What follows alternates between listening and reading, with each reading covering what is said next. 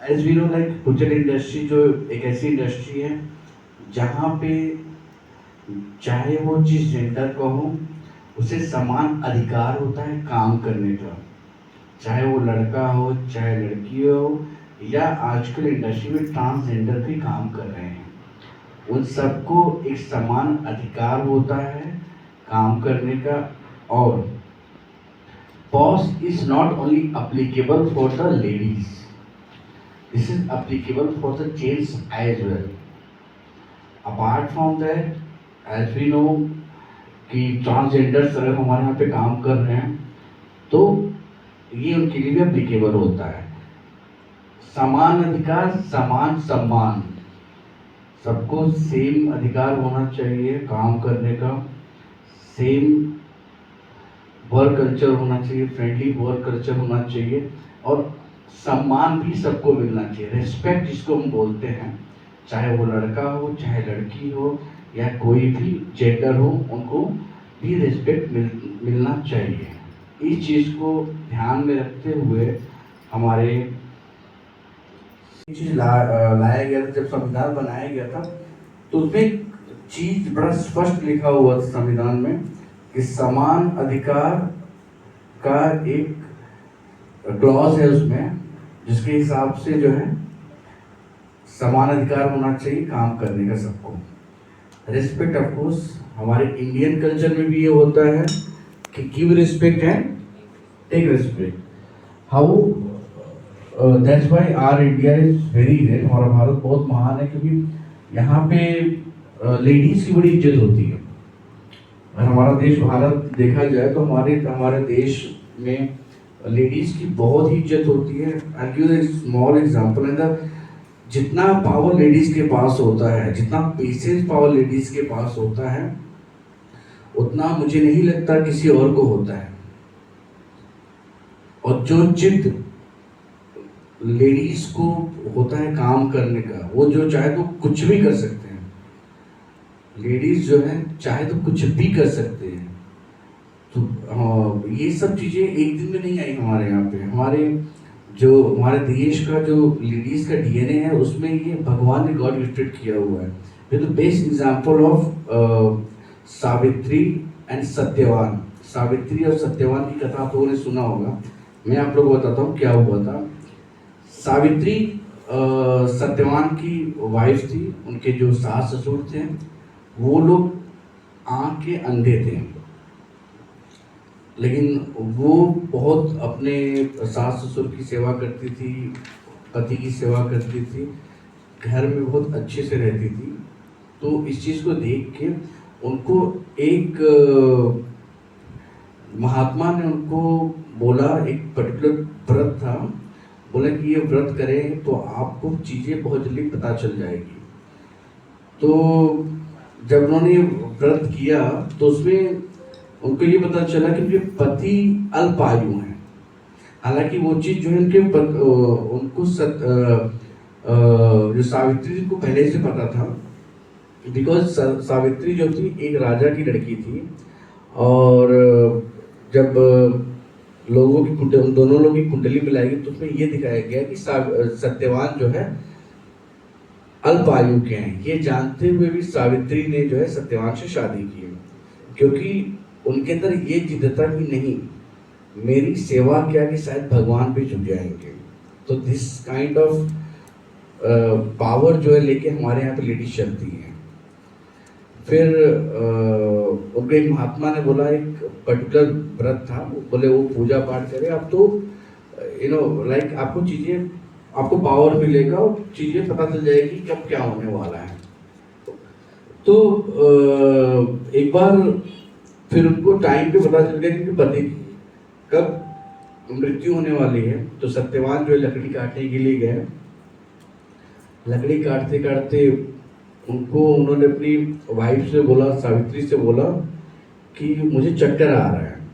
इतना बोल के सत्यवान सावित्री की गोद में जो है लेट गए, और वो लेट गए और फिर उनका शरीर जो है निर्जीव हो गया। तो उन्होंने देखा कि परछाई जो है उनके पति के पास खड़ी है, और तो उन्होंने पूछा कि आप कौन हैं। तो उन्होंने बताया कि मैं यमराज हूँ और तुम्हारे पति का आखिरी दिन है, मैं उनके प्राण को लेके जा रहा हूँ मैं।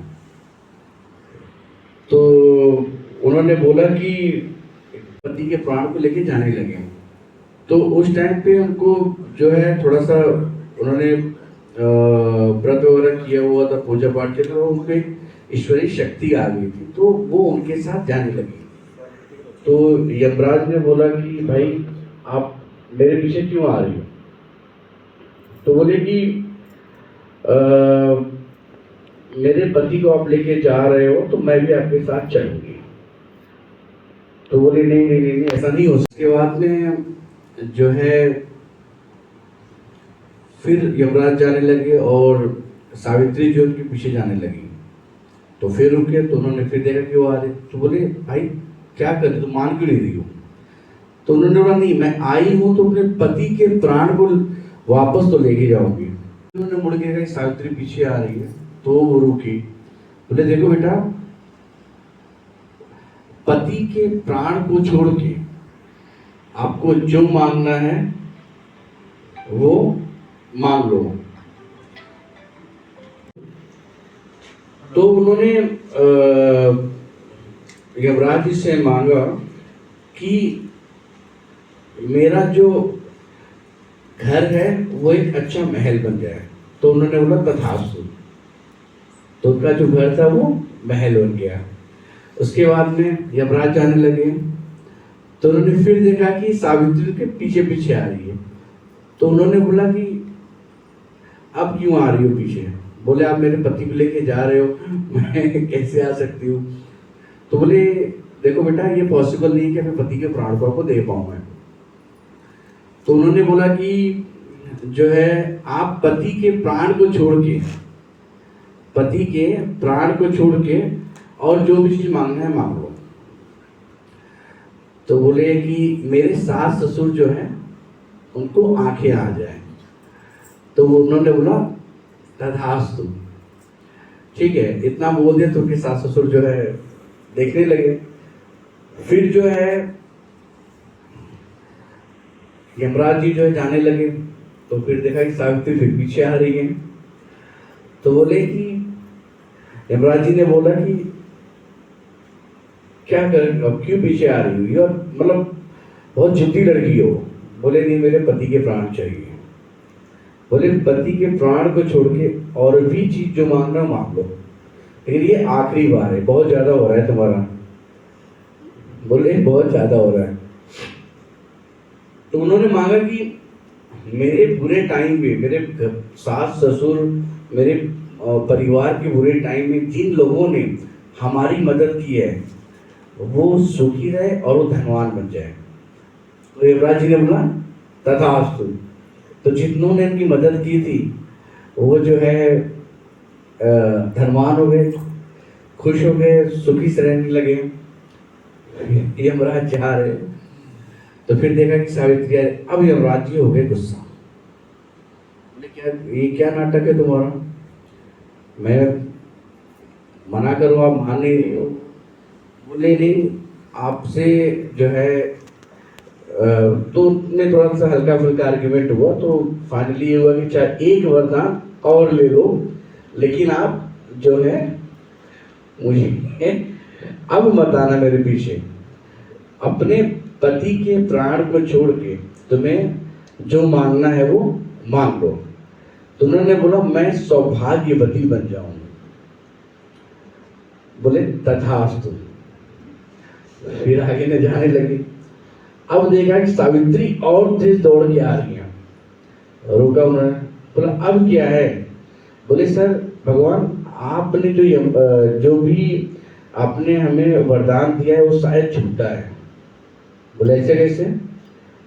बोले कि आपकी जो है सास ससुर जो अंधे थे वो उनकी आंखें आ गई, आपका घर महल बन गया है, आपकी जो लोगों ने मदद की थी वो धनवान बन गए, वो सुखी से रहने लगे हैं। तो बोले कि मैं ये तो तब जानूंगी जब मैं वहां नीचे जाऊंगी। आपने एक वरदान दिया था सौभाग्यवती होने का। उस हिसाब से देखा जाए तो मैं अपने बिना पति के सौभाग्यवती हो नहीं सकती। तो यमराज जी ने सत्यवान के प्राण छोड़े, उनके शरीर को जीवित किया और फिर चीजें जो है सही हो गई, सब खुशी से रहने लगे। But moral of the story is that कि the power of the ladies, बोलते हैं कि लेडीज जो जिद पे आ जाए तो कुछ भी कर सकती है। तो आप लोग भी अपने पावर को पहचाने। आजकल हमारे देश में जो है लेडीज बहुत आगे तक जा रही है। अंतरिक्ष में जाने वाली हमारी देश की ही जो है लड़की थी, क्या नाम था उनका? कल्पना चावला। तो ऐसे बहुत लोग हैं जो एग्जाम्पल सेट कर रहे हैं हमारे देश में। यस, प्रेसिडेंट देखिए हमारे यहाँ पे लेडीज होती हैं। तो आप लोग को समझना चाहिए ladies have to be their power. Okay, ये नहीं कि अरे उसने मुझे जो है टच कर लिया और होना चालू, अरे ऐसा नहीं होता। आप, और ये पावर नया नहीं है, ये पावर जो है हमारे देश में बहुत पुराने टाइम से है, भगवान के टाइम से है। सीता माता का एग्जाम्पल दें, सीता माता जैसा पेशेंस तो किसी के अंदर था ही नहीं। रावण यहाँ से आई वो, उसके बाद में कुछ दिनों तक अयोध्या में रही, फिर उनको वनवास हुआ। तो आप सोचते हो कि जैसा पेशेंस किसी के अंदर नहीं होगा, किसी के अंदर होगा नहीं होगा। आज के टाइम पे तो हम तो टूट जाते हैं। तो overall the moral of the story is that कि आप लोग ने पावर को पहचाने हैं, ठीक है।